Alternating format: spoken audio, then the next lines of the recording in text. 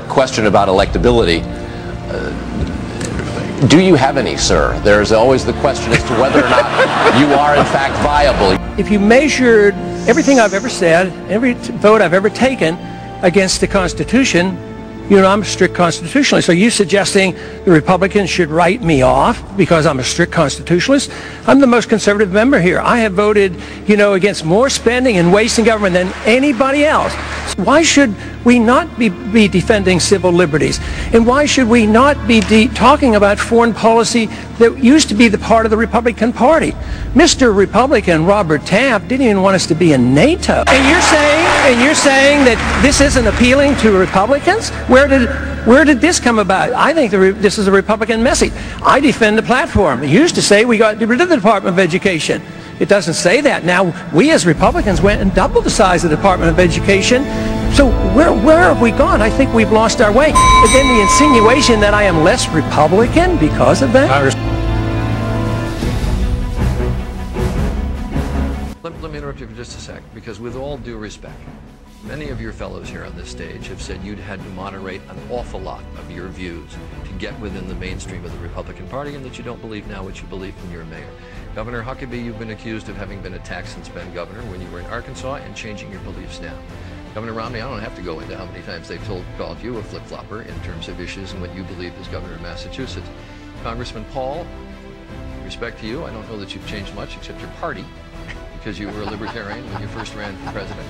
Senator Thompson has been accused of running on a more conservative record for president than when he was in the Senate. And Senator McCain, you've been accused of moderating your views on the Bush tax policies in order to get into the mainstream of the party, and on immigration to moderate your views.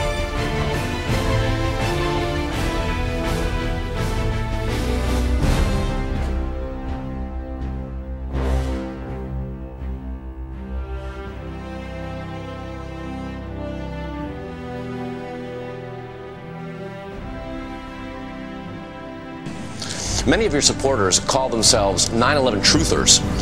They believe that the U.S. government was in some way complicit with the 9/11 attacks or covered it up.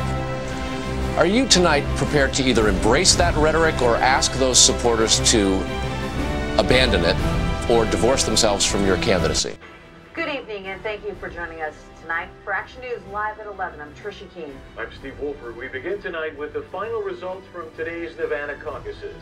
On the Republican side, Mitt Romney won the Nevada caucus, taking 51% of the votes.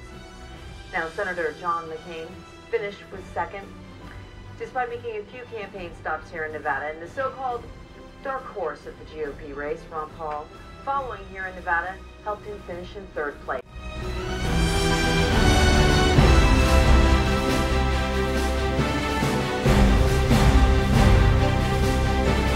And you want to keep government to its absolute smallest size possible, because the bigger it is, the more damage it's going to do.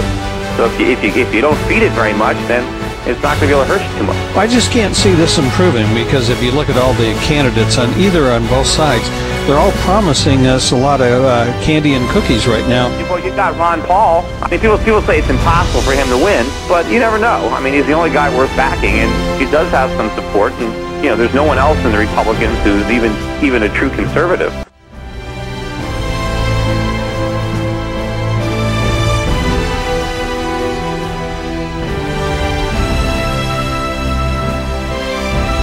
Let me see if I get this right.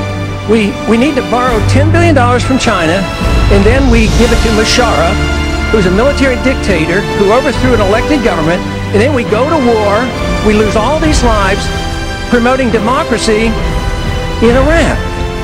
I mean, what's going on here?